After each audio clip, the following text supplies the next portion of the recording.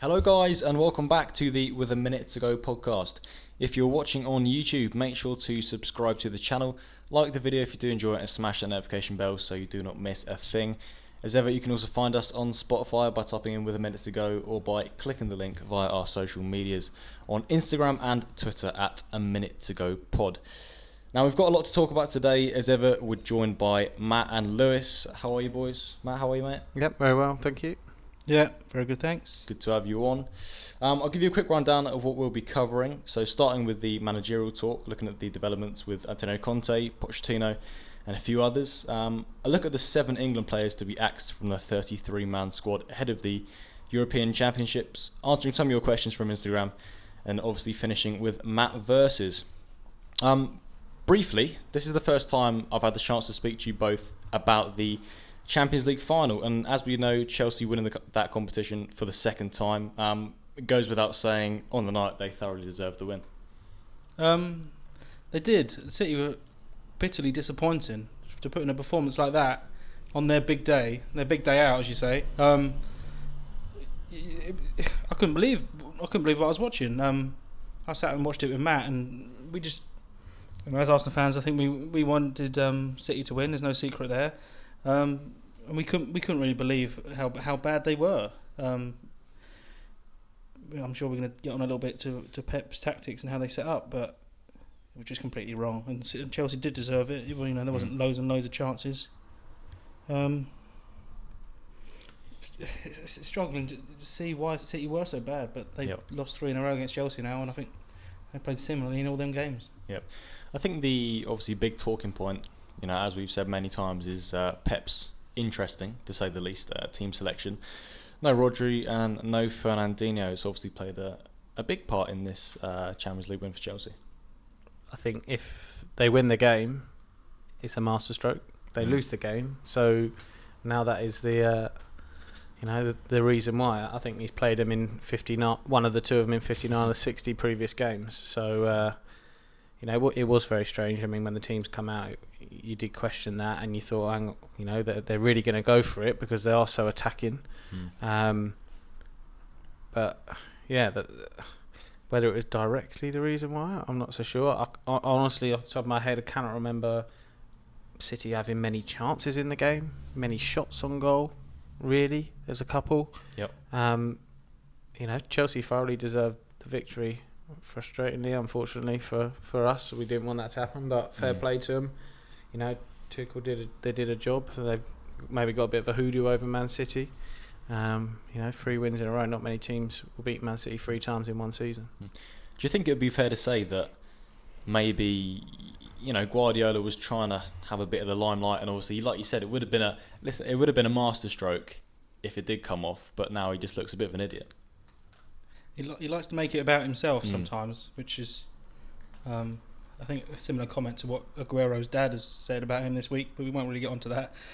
What I would like to say, he does make some strange ones sometimes, but the thing is, Ilkay Gundogan, I've just looked it up, is City's end of the season is City's top goal scorer in all competitions, and I think probably in the Premier League as well. He's got 17 in all comps, which is ridiculous for him. I think, compared to, that's probably more than his last 2 seasons combined.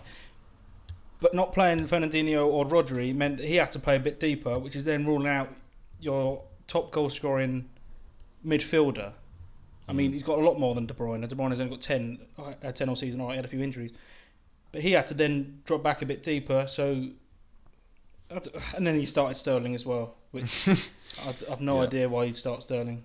I don't even know what he's doing. He didn't have a striker because Jesus didn't start, and he played Gundogan deeper, so he just ruled out a couple of goal scoring opportunities. It was a weird one, and it didn't pay off.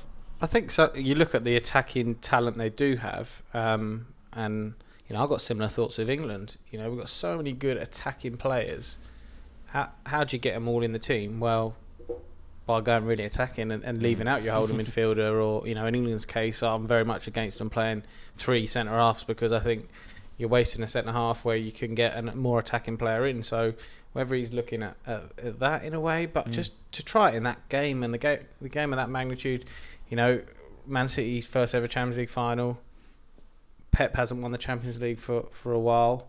I'm not sure he's trying to make it about him. I think things are going to be about him. He is the manager of arguably one of the best teams in the world right now. You know, he's got a good group of players, but ultimately he's got to put them out the pitch and make sure they perform. So, look, I think they didn't show up on the day. I think that's probably the main thing we take away from it: the formation, the tactics, the selection. But as a team, you still look at that team and think they're certainly good enough to win that game. Yeah, for me, you're right. It's not just the tactics applied by Guardiola. I think you say Sterling, but Mahrez as well. Both had very quiet games. Reece James and Chilwell managed to settle them down and reduce the threat very well. So I think for me, that was another huge part as to why Chelsea came out on top on that game. Unless you've got anything else to say, I think we'll move on. Yep, let's move on then. We'll start with the managerial merry-go-round. Lots of changes happening as we speak in the top European leagues. Tottenham, Juventus, PSG, Everton, Real Madrid at the forefront of discussion today. Starting with a team that we seem to discuss most weeks, with Tottenham, where Ryan Mason obviously currently in charge as an interim, and there's no chance he'll be made permanent. Antonio Conte and Mauricio Pochettino are the front runners for this job.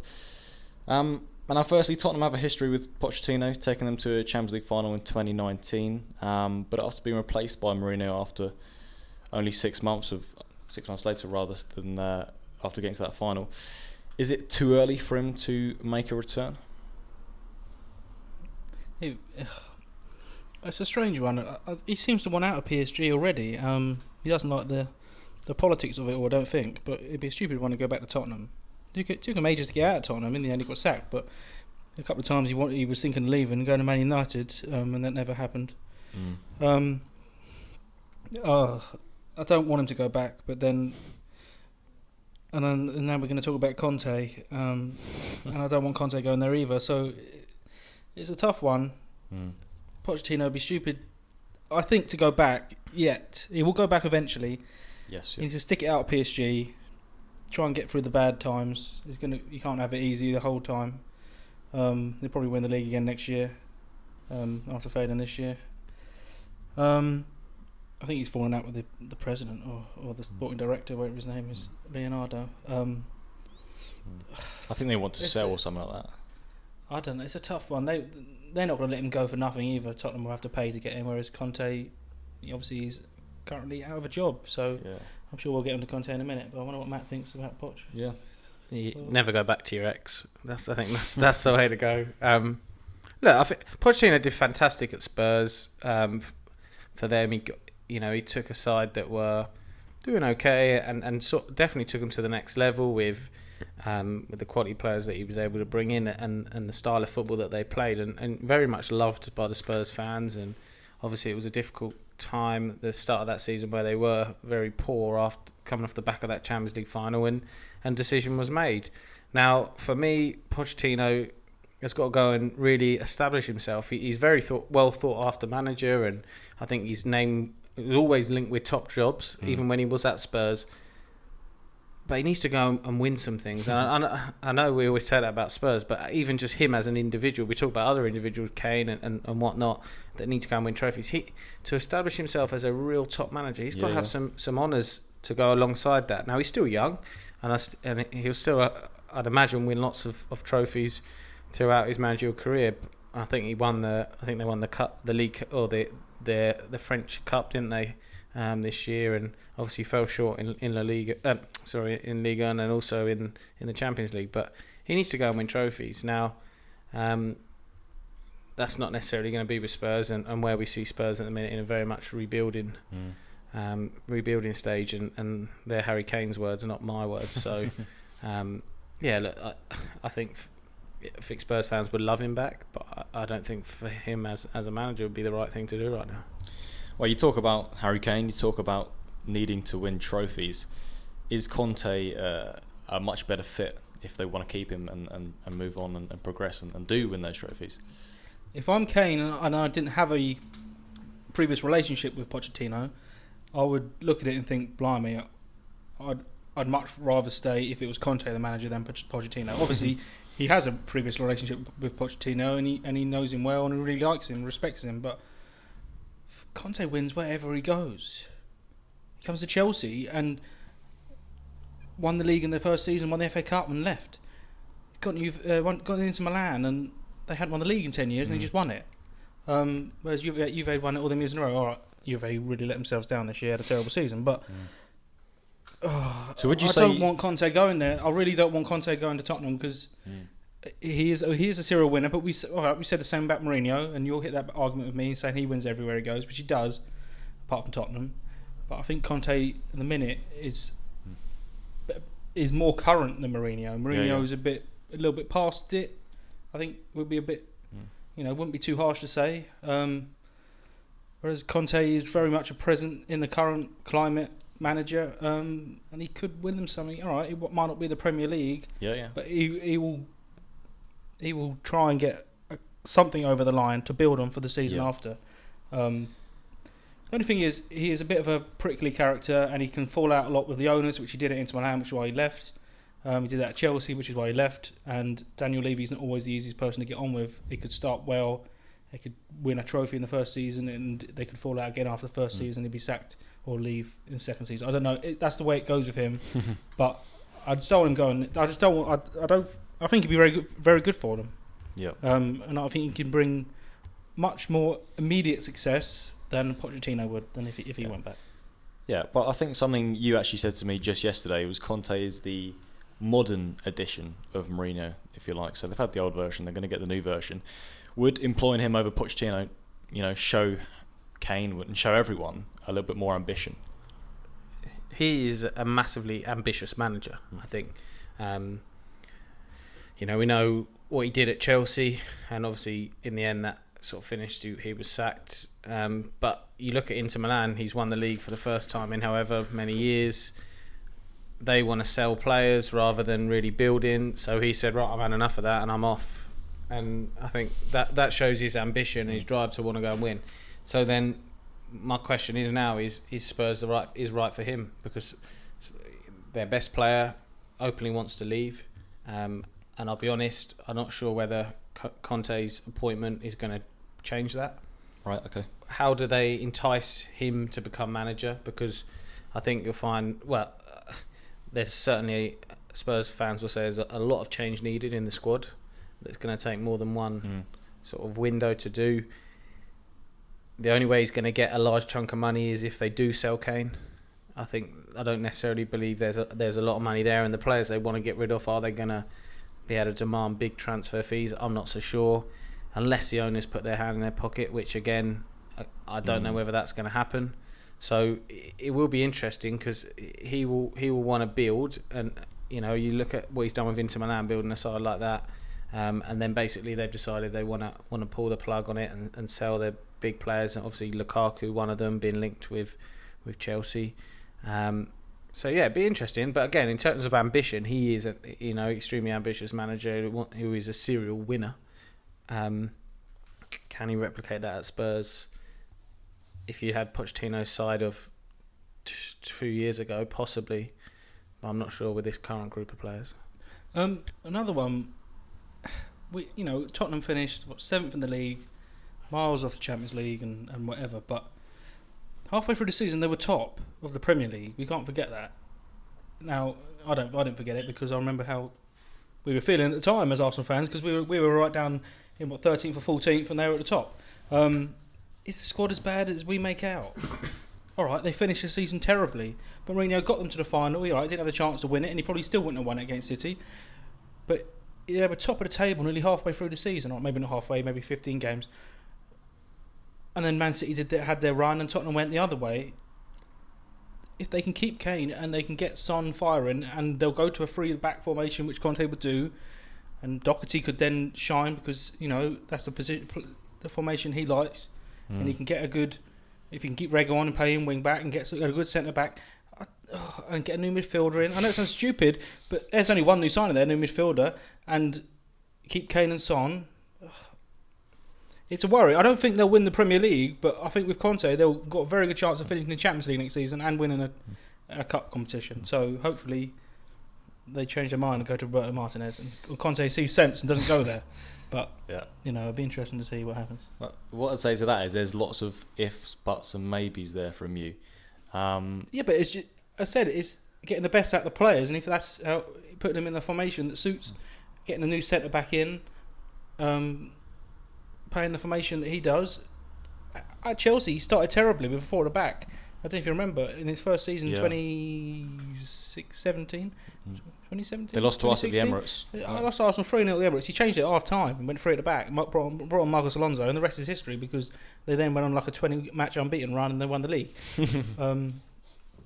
So it shows that just a formation change and a change of mentality can get best out of players. I'm not saying the Tottenham squad's as good as that Chelsea squad, by the way. No. But he had Victor Moses playing right wing back. Well, yeah. And I suppose so. Yeah. other than that, other than 2 seasons, Victor Moses has done nothing at Chelsea. But another thing you said was about getting Son firing on a consistent basis. There's something that he isn't, and that's consistent. You have a few games where he's incredible, unbelievable, world beater, and then I have a period that he's just very poor.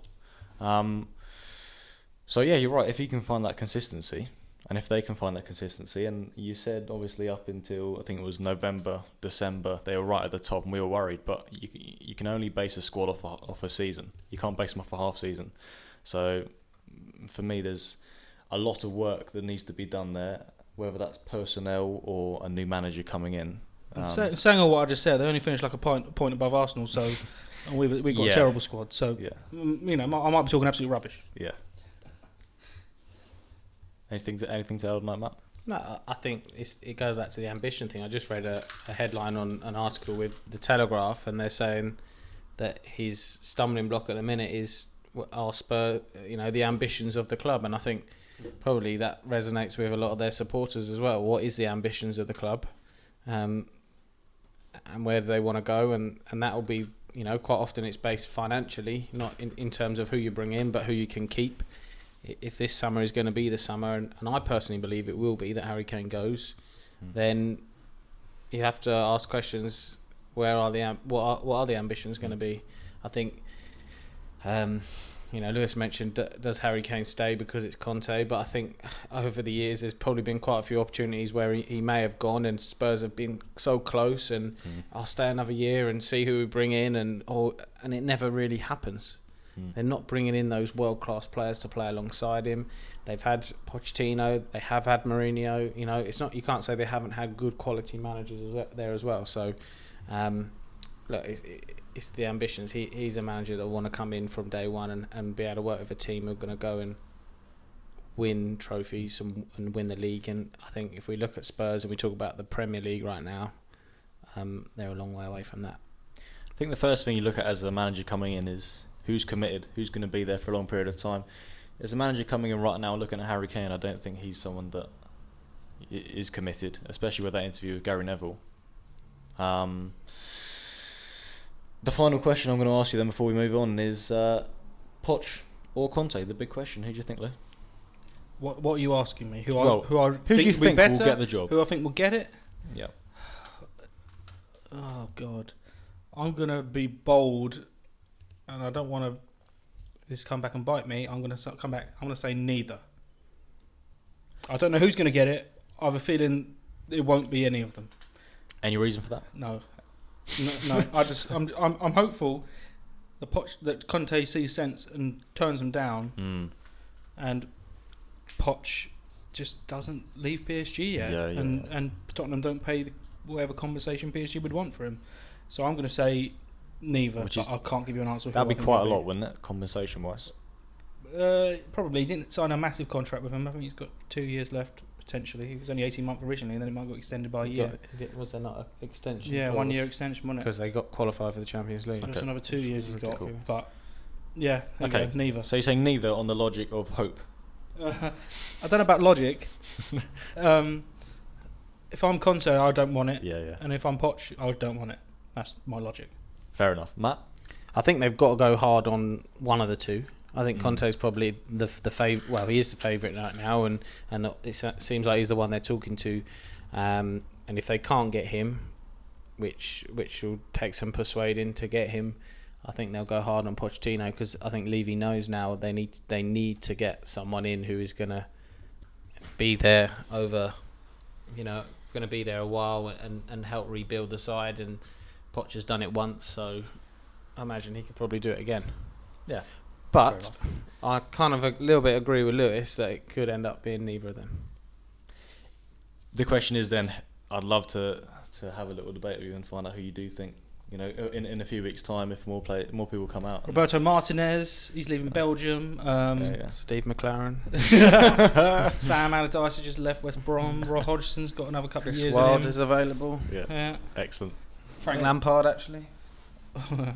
God, imagine. Yeah. Couldn't. Right. Okay. Enough of talk about that. We'll move quickly on then. Before we go on to the transfers, we'll talk about Ancelotti, who this week has moved away from Everton, quite surprisingly, filling the vacant role at Real Madrid. And obviously, this opens up a door for a few managers that are out of work. Maybe a Nuno or Eddie Howe, to fill that role. Who do you reckon will be there next? They're talking to Nuno, and I think it'd be quite stupid to turn it down, really.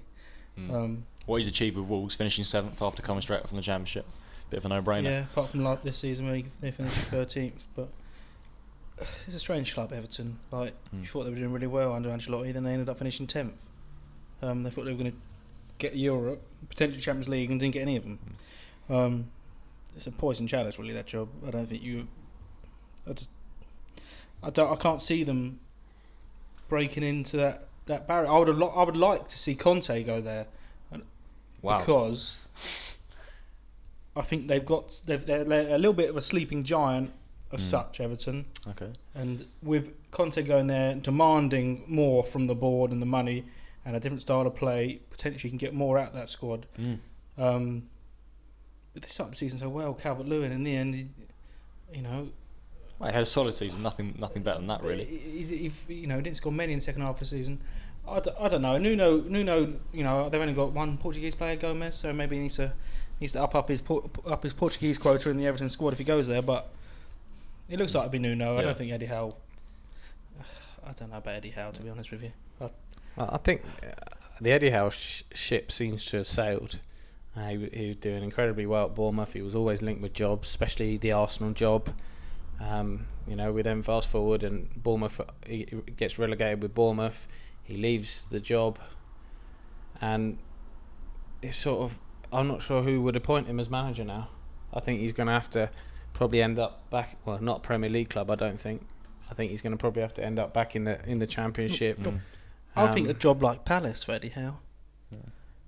One thing I would say, he's got a lot of credibility. He did quite well with Bournemouth. Obviously, kept him up for 5 years. Took him up from League One, I think. But only at Bournemouth. He's not the type of manager you bring in halfway through a season trying to stay up, is he? Because he hasn't. I think we've got to also look at that spell we had at Burnley, which, if you're going to judge him as a manager, you have to judge him not just at one club. Mm-hmm. He went to Burnley, was extremely poor, and ended up back at Bournemouth where he was comfortable. It was home, and he done well. I'm not knocking him. He done well, but it was it was familiar surroundings. It was he was well loved there, and it'd be interesting to see when he does take another job, if he is currently applying for jobs, and when he does get back in, how he does, because he very much did well at Bournemouth over that 5 years, but also he's got that little stain where he went elsewhere, and at the minute he hasn't managed anywhere else. So that you have to look upon that Burnley thing as well.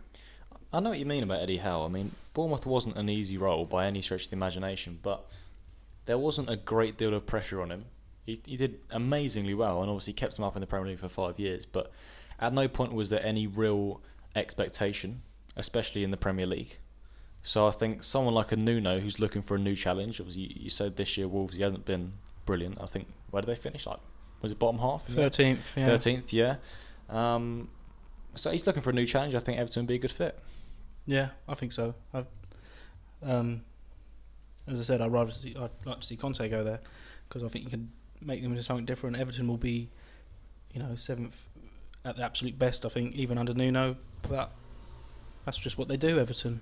They don't really compete for silverware, and they're not getting the European places. The squad needs a bit more adding to it, even though it's not the worst squad in the world. Maybe he can take a couple of his Wolves players with him, not just the Portuguese ones. I mean, though most of them are, aren't they? I think someone to score some goals as well as Calvert-Lewin. Richarlison doesn't score enough. He needs to get more out of Richarlison. I think, because I think he's a good player, but someone's given the kick up the backside.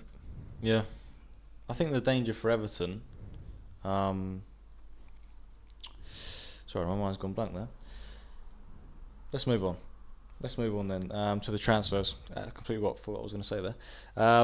Onana to Arsenal, looking like a straight replacement for Bernd Leno, only 9 months after selling Emi Martinez. £7 million is the asking fee. Seems like a good deal for Arsenal. Fantastic goalkeeper. Really like him. I've always really liked him. The fee is a good fee. Depending on his court case, however you want to go, obviously that fee might go down even more. Can he be a direct replacement for Leno if he can't play for half a season? I think there's a bit of a problem there, but it looks like Leno wants to go. Really excited about that one. Yeah, Lou? Leno's got to be going then, isn't he? Surely. The results from this court case aren't going to be out for a while, I don't think. Apparently it's gone quite well. I don't know. I don't know. He just had his say at the CAS meeting the other day. Was it Wednesday? And we'll see. Arsenal could still potentially buy him, even if he is still banned until December, January time, and just buy him for 1 or 2 million, because the Arsenal price will go down massively again. 100%. Then you do keep hold of Leno. Yeah. And then you've got another good goalie coming in next year to replace him, and then sell Leno with a year left. But would Onana want to come here as number 2, or not as? But only for a few months. Not as a perceived number 2, but we might be fed up by Leno by the time he can play again. He wouldn't have played for a year, so he couldn't come straight in as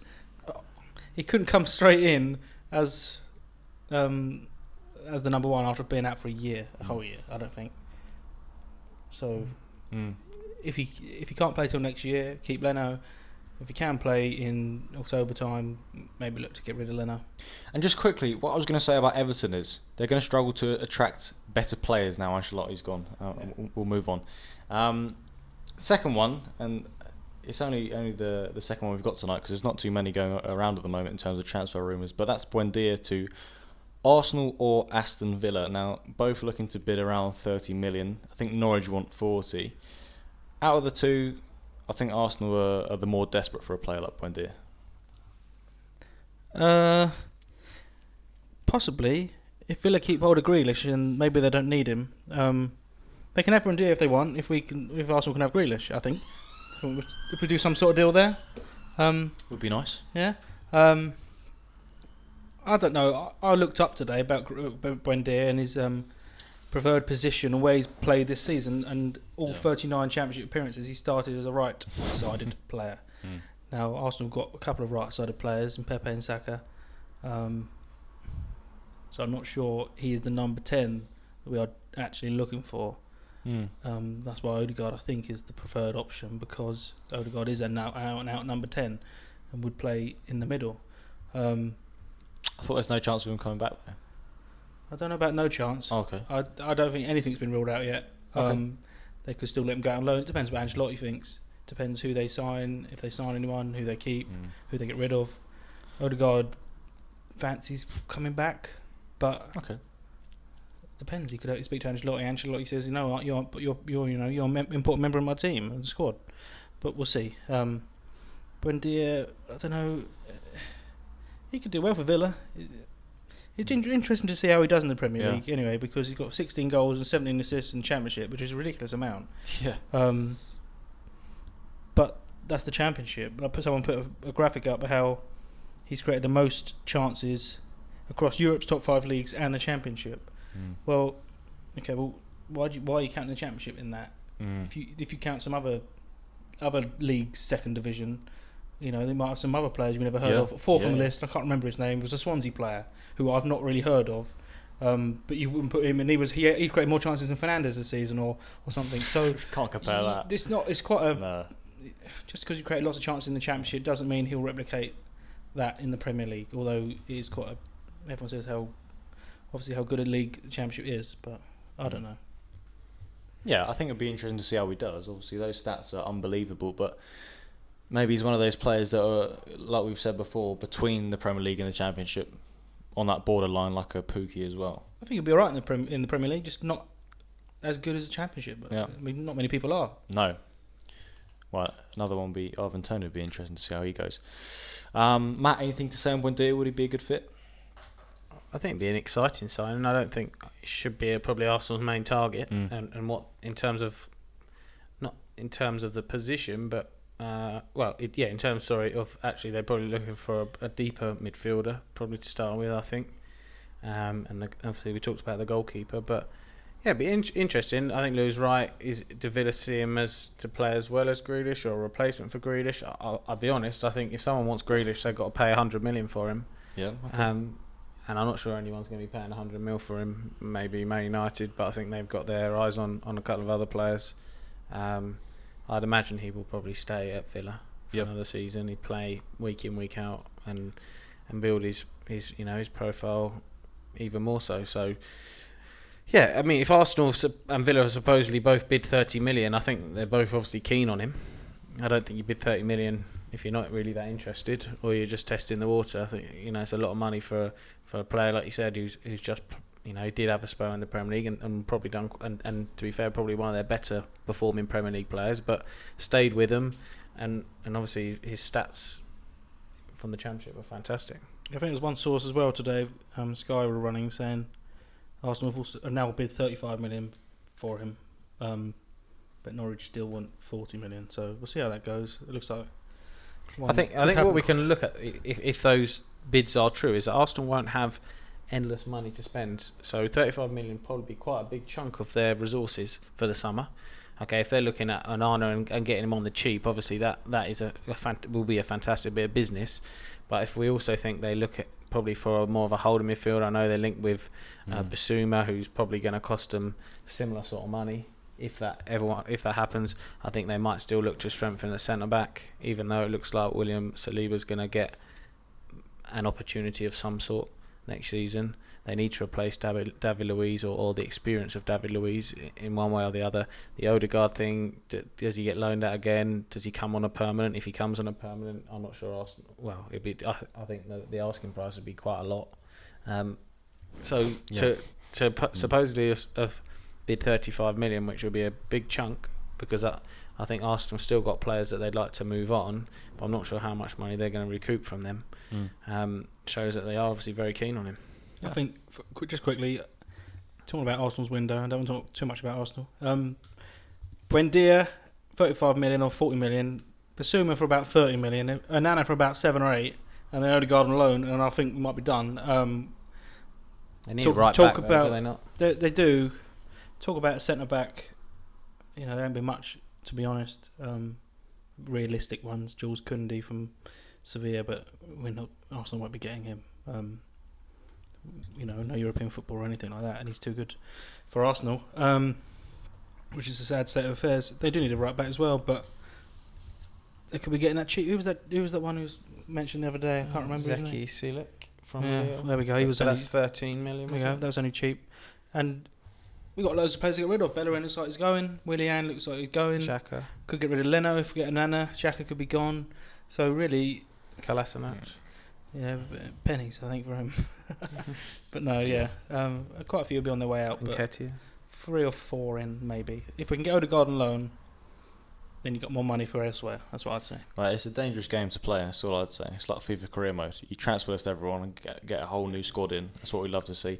For Arsenal, I think it's going to take 3, 4, maybe even 5 windows to actually get a decent squad together. We said that 3, 4, or maybe 5 windows ago. And nothing has changed, has it? No. But I think Buendia would be a good fit for Arsenal. I mean, you talk about Pepe and Saka earlier on. They're 2 players that can also play on the left side as well. Pepe's so good now on the right. That coming in, you knew he was going to score them goals. Towards the end of the season, I mean, he's been excellent, to be fair. Yeah. Big opposition as well. West Brom, Palace and Brighton. He saves it for the big occasion. You can only beat who's in front of you. Yep, no, fair enough. We'll move on then, away from the transfers, to the 7 players to be axed by England ahead of the European Championships, and I'll quickly read them out. We'll discuss each of them briefly. So Ramsdale, Ben White, Ben Godfrey, James Ward-Prowse, Jesse Lingard, Mason Greenwood and Ollie Watkins. First thing I'm going to ask you is there anyone that you disagree with or anyone that's been unlucky? I think Jesse Lingard's been really unlucky. We talk about play. He wasn't playing. Went out, said, "Yeah, I need to go out on loan because I want to be in England squad." And the upturn in form has been unbelievable. Massive reason why West Ham managed to get into Europa League and maintain the fantastic season that they had. And I'm massively shocked that he isn't going. I appreciate the argument that there is lots of possibly similar players, or not necessarily similar players, but players in similar positions. But I think you can never have enough quality there, and I know things have maybe changed, but we talk about 4 right backs going and overloads in positions, but I think you can't have enough attacking talent. Yeah, Lewis. I agreed with most of them. I think I had Lingard in my squad originally, when my original 26. I'm just trying to think who else. I mean, I thought Cody could have not gone because he likes Walker and Reece James as that right-sided centre-back. I'm just not a massive fan of Cody as a defender. He's a nice bloke, I think. As an actual defender, international defender, I'm not too sure. And he didn't have a great season with Wolves. Well, so you'd have someone else in there, potentially Cody for Lingard would have been the difference. Right. Okay. I think a lack of centre-backs, I would have... But obviously it's the thing with Maguire. And, yeah, exactly. And but Cody's got in ahead of Godfrey and Ben White then. As I said, even though he's had a poor season for Wolves. But other than that, no, I agree with them. Obviously, Greenwood is what we're going to get onto in a minute, I think. Is that right? Yes. Yeah. The Watkins one's quite interesting because, we're looking out and out 9s. Okay, Kane is going to play every game unless injured. If he does get injured, you'd imagine that it'll be Calvert-Lewin will be a straight replacement for him. I think so. But Watkins gives you something different, similar to how Vardy did when he was in. I think it was the 2016 Euros. Gives you something different through the middle, and I just thought that maybe he was one that possibly would be an outsider. But I mean, you look at Ramsdale, White, Godfrey, Ward-Prowse. None of them are surprises. Greenwood unfortunately misses out, and the other two probably the ones that had the best probably chance to get in. I think people looked at maybe it was Greenwood or Watkins or Greenwood or Saka, and obviously when Greenwood obviously now cannot go, one of the others was going to go, and obviously it was Saka and not Watkins. Yeah, well, Greenwood has obviously dropped out due to an underlying injury, I think it was. That's going to be a huge blow. Another goal-scoring threat is being taken away from the squad. Well, I think I remember when we named our squads, us three, on episode 11, I think, the podcast. I was the only one who included Greenwood in it, and obviously Southgate listened to the episode and put him in. It's unfortunate. I think he deserved to be in it after his end of the season for Man United. It's interesting the way Man United announced it and said, we don't think he can, he's up to doing some tournament football, whereas Man United had 3 games in 4 or 5 days, a Sunday, Tuesday and a Thursday. He was the only player who played in all 3 of them. Didn't start all 3, started 2 and came off the bench against Liverpool. And then they come back less than a month later to say he can't play European tournament football. But anyway, it's interesting. It's a shame.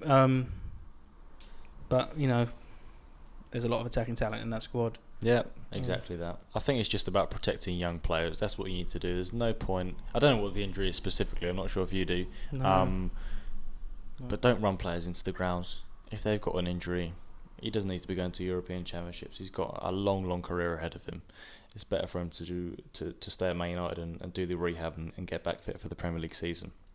The big talking point, obviously, is Trent Alexander-Arnold, who after weeks of speculation was included in the squad, and then only, was it a day or a couple of days later, hobbled off after England's 1-0 win against Austria in that friendly. Now, Southgate down to 3 right-backs. In terms of squad depth, it's not really a blow, but for what he can offer, it's going to be a frustration.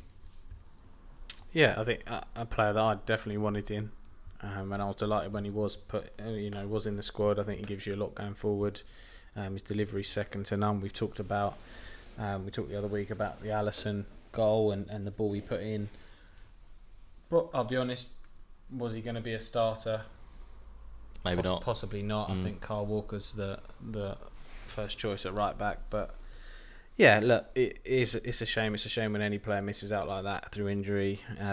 We always seem to have it on the cusp of a tournament that someone's either, we've got Maguire and Henderson that are two big injury concerns, and now we've got one in Alexander-Arnold who will miss out. So it's an opportunity for one of those seven or one of those six to come back in, and I'd assume that will be Lingard. Yep. But we wait to see Southgate's decision on that. I don't think that he would have changed his selection for the first game. I think he probably would have gone with Walker. Not sure what you think. Probably. Yeah. I would. Reece James, though, is another contender. He is, and they're all good, and they're all good at certain things. And Walker's the quickest out of all of them. James probably has, out of the ones left, probably has the best delivery. Obviously, there's Trippier as well, but he's the slowest out of the three of them. They've all got their strengths and all got their weaknesses. Which I know we're going to get on to talking about who can replace him. He's got lots of options. It's going to be one of the six. Obviously not one of the six, one of the five, because one of the six is Ramsdale, and it ain't going to be him. But he could bring in a defender because he now thinks, all right, I've now got one less person to play right back, which means Reece James or Walker will have to play centre back at some point, or potentially so I might need to bring another centre back in. He could bring another midfielder in because he also said Trent can play midfield, which I've never seen him do. Or he could bring an attacker like Lingard because he just said I'll pick my best 26 players, and he might think Lingard's number 27. So it's interesting that it hasn't been announced straight away, and obviously we know that the 5 or the 6 players that were not in the squad for the Euros are staying with the squad. That obviously gives him a bit more time to assess Maguire, a bit more time to assess Henderson, and then does he make the decision if by Sunday or by next week they think right Maguire's going to be fit enough to play, then by Monday or Tuesday they can say right we're going to definitely take Lingard. If comes Sunday and the game Sunday and after that they think actually Maguire is a bit more of a doubt, we need that defensive cover, then they look at Ben White or Ben Godfrey. I think probably Ben Godfrey's probably the one to go. I think they didn't even talk Ward-Prowse because he can play right back as well, but I'm not sure. I think we are in a bit of a sticky situation if we're playing in the Euros with Ward-Prowse at right back. But I think that probably that's why he hasn't made the decision straight away, because all 5 or 6 of them are going to stay with the squad for the rest of this week. He doesn't need to make the decision straight away, and because of COVID, he can make a change up until the day of the first game, which is Croatia, on June the 13th. Right. So he doesn't actually have to decide it now. It's helpful. He could look at all of the players and see how they come back from the European games, the finals, Chelsea, United and City players. Obviously Maguire and Henderson. Henderson was going to play the other day against Austria, then woke up in the morning and wasn't feeling 100%. So illness-wise, but injury-wise. That's why he didn't play a single minute against Austria. Him and Maguire are still big question marks because they haven't played for so long. Well, let's take it as they're going to be fit. Everyone's going to be fit. Who comes in for Trent?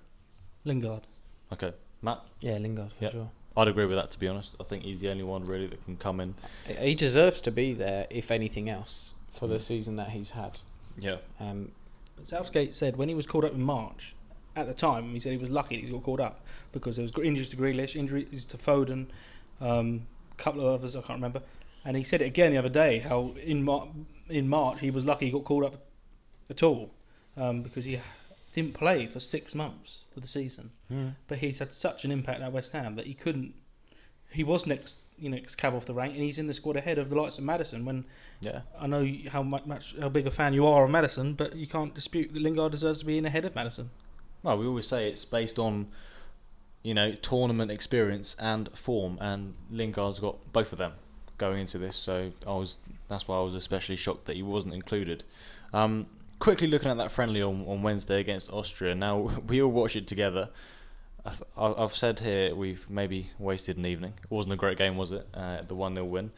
Was there anything meaningful to take away from that game in terms of tactical or team selection? other than Trent Alexander-Arnold being injured. Well, I don't think probably any of the back four will possibly start the first game. I think Mings has got probably the best chance, depending on Harry Maguire. But I think if you ask Southgate his best back four, or who, if he could choose who starts, none of them play. I don't think Saka starts. Obviously, I don't think Lingard starts. So we've got a lot of players there starting the game that, I think actually the only ones that are definites are Pickford, Rice, and Harry Kane. So that's 8 players there that are probably not going to have a good chance of playing next week. So you take it with a pinch of salt a little bit. Yeah. It's a win, and I think you need to win these games. And I know it's a friendly, but there's got to be the winning mentality. I think Sunday we'll probably see a team a little bit more like the side that will play Croatia. And I think that is an important game to win. Yep. You do not want to go into a tour on the back of a loss, albeit a friendly, not against a great side in Romania, but that'll be the one that's more interesting. I think the other night was more about giving players minutes and making sure everyone's played going into the tournament. Because looking at France especially, I think they had Mbappe playing, Benzema playing, Pogba playing, their full-back line, Lloris in goal. Why would Southgate not do that? What do you mean? Well, exactly what I just said. Why would he not do it when?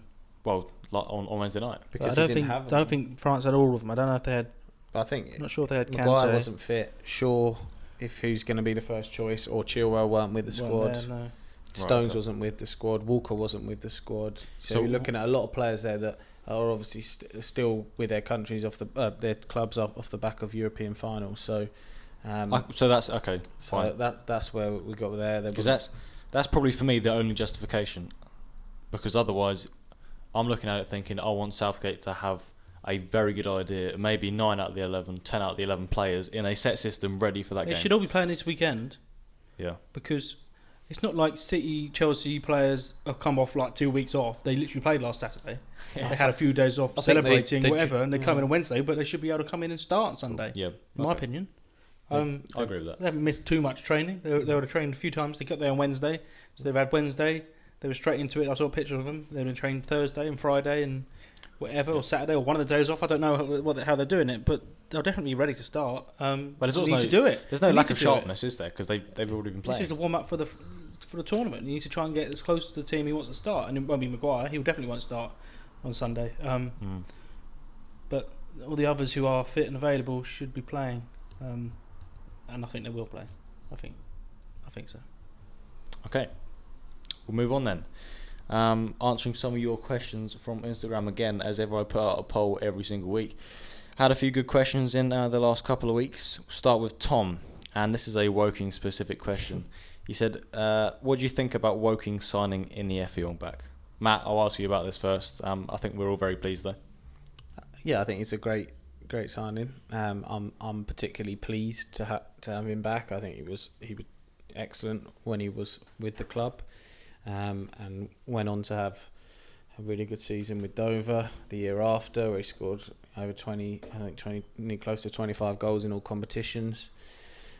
He's had a bit of an indifferent season this year, but I think if we can get Innie back to how he was at Woking, or how he was certainly at Dover, I think you've got an extremely good forward who caused centre halves lots of problems.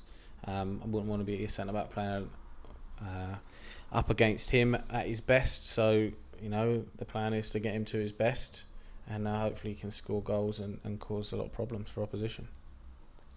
I think it's quality. I think I really enjoyed having him. He was only there for a few months at Woking, in the first half of the season.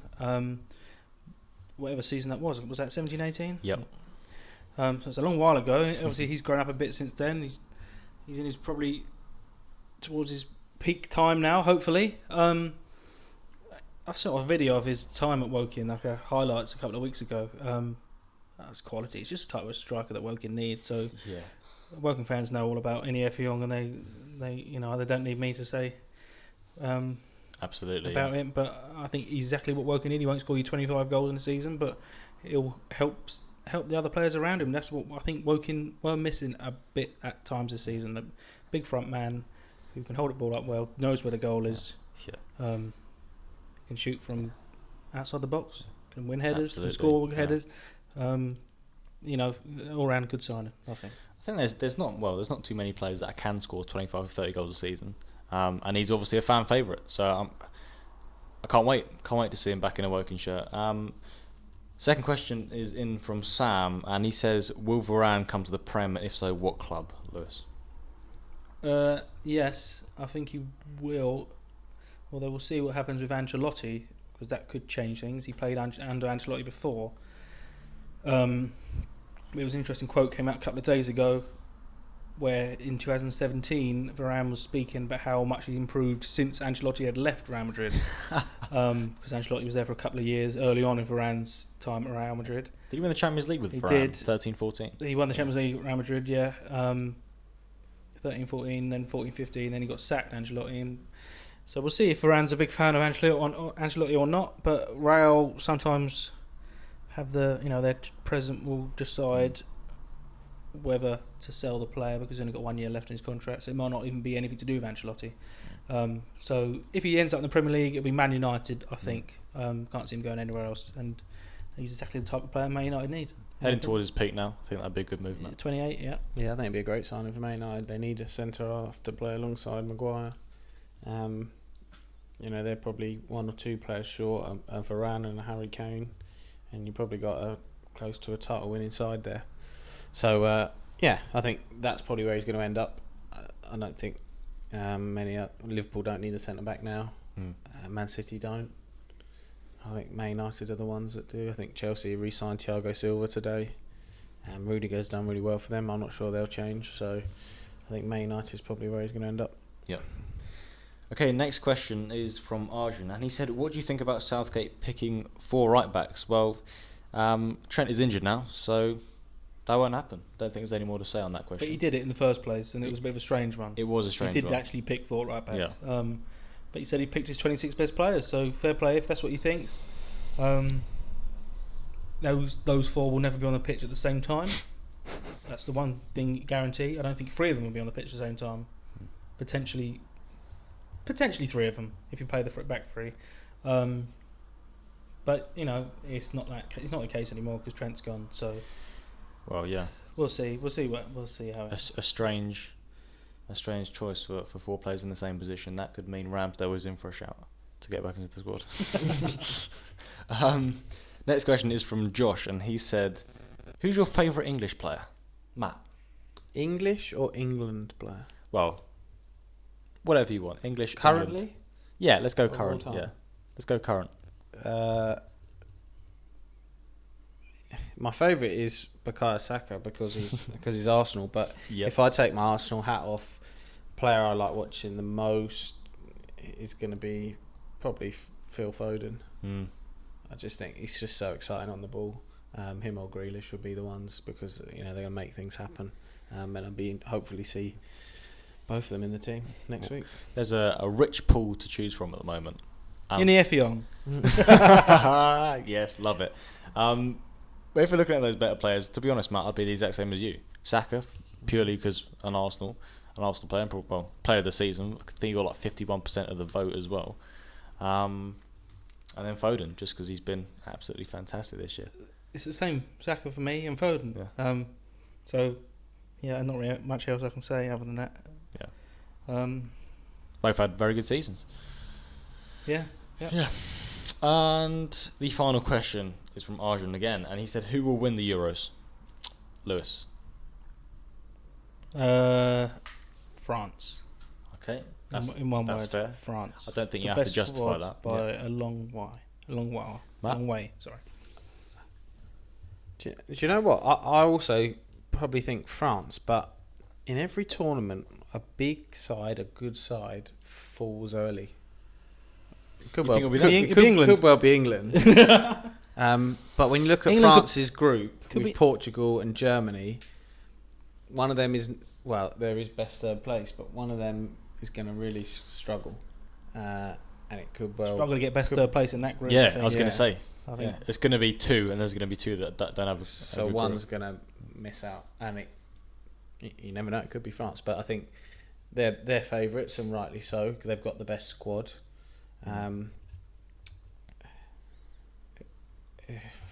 Yeah, I'd probably have to stick with France as well. Fair enough. I said it on Tom's podcast the other day. I'm going to stick with it. It's going to be England. We're going to win it. That would be a fantastic summer. I think we deserve it after the last 13, 14 months of pain. But yeah, that's about it for your questions. And we'll finish off then, as we usually do, with the Matt versus. You both got your buzzers. Matt, if you'd like to play yours first. Yep, I just need to turn it off. Whenever you're ready. And if I could have picked a fifth or a sixth right back, I probably would have done. Southgate loves his right backs. Gareth Southgate, absolute shambles of a manager. Southgate themed insults this week. Right, then we'll get on to the questions. And, well, there's no specific topic for today, but it's all based around our episode and everything we've discussed. There's bits and bobs in here from pretty much everything. Question 1. How many times has Carlo Ancelotti won the Champions League? And if I could have picked a fifth or a sixth right back, I probably would have done. That's Matt. 4.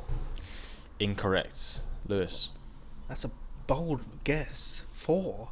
I wouldn't. Gareth Southgate, absolute shambles of a manager. 3. Correct. He's won it 3 times. Close. Can you name the clubs? Milan, Real Madrid. That's it. Yeah, that's it, I 2 of think. them Milan. No, you told us it was 2 with Real Madrid. Yeah, it is 2 with Real Madrid.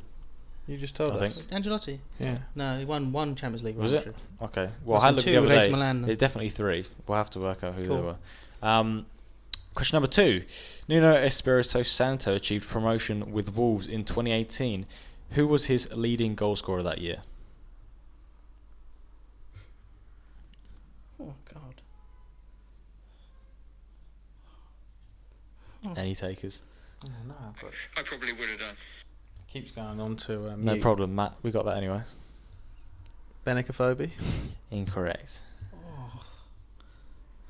That's a good question, but I don't know the answer. Thank you, Gareth Lewis. Southgate, absolute shambles of a manager. I haven't got an answer for you, so I'm going to just say Sylvan Ebanks Blake. Oh, man. No, it was Diogo Jota. Oh. So that's still 1-0 to Lewis after 2 questions.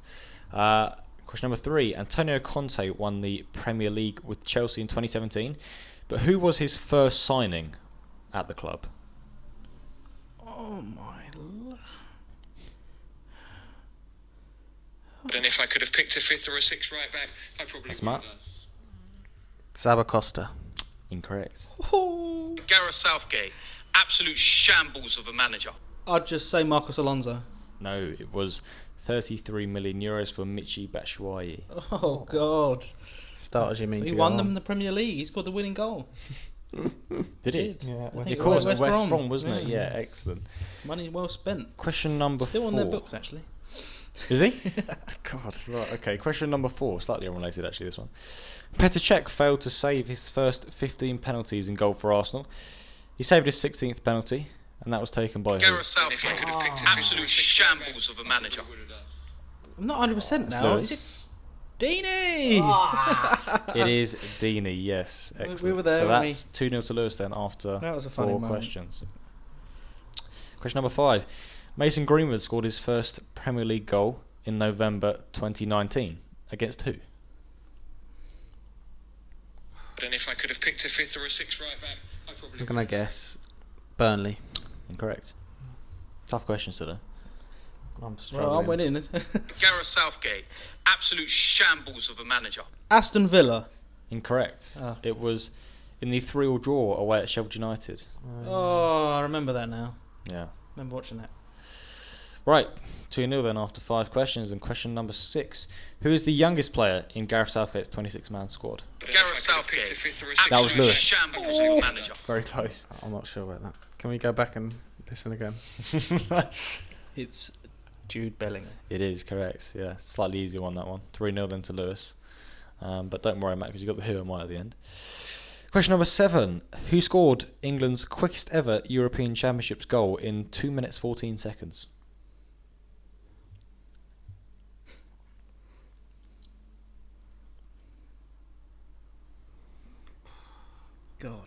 The silence is definitely isn't it? What tournament? Nah. I can't give you that. And if I could have picked a fifth or a sixth right back, I probably would have done. Wayne Rooney? Incorrect. Gareth Southgate, absolute shambles of a manager. Michael Owen. Incorrect. Euro 96, it was Alan Shearer. Question number 8. Andre Onana came through which Spanish academy? And if I could have That picked was a Matt. fifth or a sixth right back, I probably would have done. Barcelona. Correct, he's on the board. 3-1. Question 2-1, isn't it? 3-1. Question number 9. How many days has Trent Alexander-Arnold been injured for since making his Liverpool debut in 2016? Now, closest gets the point.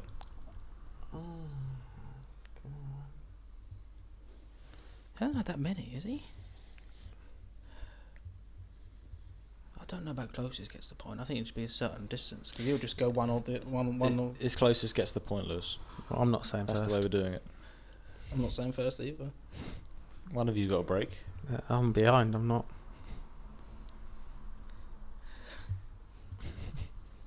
We're going to sit here for the rest of the evening. Well, it needs to be within a certain distance, surely. Is it just... Okay, shall we go within 10 either side? Okay, cool. Right, we've done that. That's fine. Gareth Southgate, Oh, he's in absolute now. You're confident shambles now. of a manager. I don't think he's been injured that much. Okay. 71. Well, it's not within 10 either side.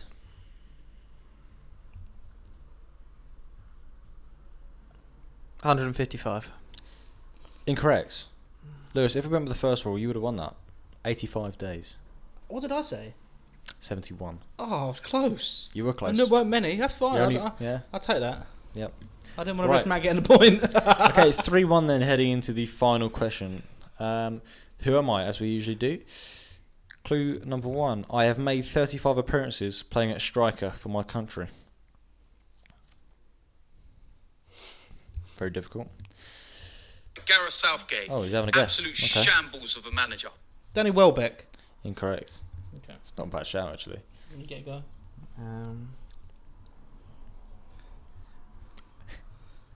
Emil Heskey.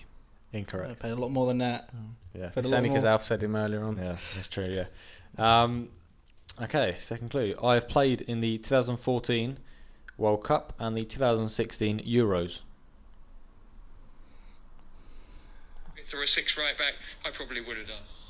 Daniel Sturridge. Incorrect. Gareth Southgate, absolute shambles of a We manager. have no idea. It doesn't have to be English. Andy Carroll. It doesn't have to be English and guess as an English player. It's not Andy Carroll. Well, it's 3-1. Matt, you can still get 2 points if you get it on this clue. Okay. Let's do So- tie break. Third one is, I am Portuguese.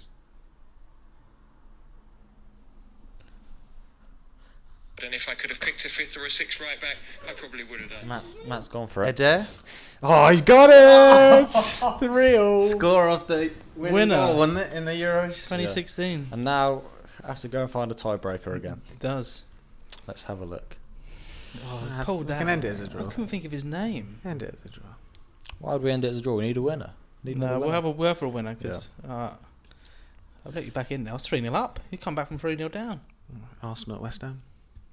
It's like Istanbul. Right. Okay, I think I've got my question here. How are we going to work this? Just normal. Buzz in. It's a buzzer one, is it? Okay, cool. Who has made the most Premier League appearances? Gareth Southgate, It's, Definitely not him. It's not Gareth Southgate, but you got his first name right. It's Gareth Barry. It is correct. Lewis takes it. Easy question to finish it off, but That's a rubbish question to finish it. oh, mate, it should have been quicker. Right, well done, Lewis. Congratulations. That's a rare win for you. 4-3. Well done. Yeah, I can't remember the last time I won, so I needed that. Yeah, you did. It's been another good episode. Always a pleasure to talk with you both. And with the Euros coming up, we've got a lot more England content on the way next week. And you might have seen our new series, The Rebuild, launched last week on YouTube. The first episode was Watford. I'm hoping to bring you 2 of them every month. So that's 1 every other week. Also, make sure to join our Euro 2020 Fantasy League via the official Euro 2020 app. Now, you can find the code on our Instagram but I'll read it out for you quickly. I was meant to type it on the notes and I decided not to. Let's find it very quickly for you guys then. This is well prepared, isn't it? Okay. 8848 PSWW05. So make sure you enter that and you can join our league. But that's about it for today. Thank you very much for listening and keep talking football.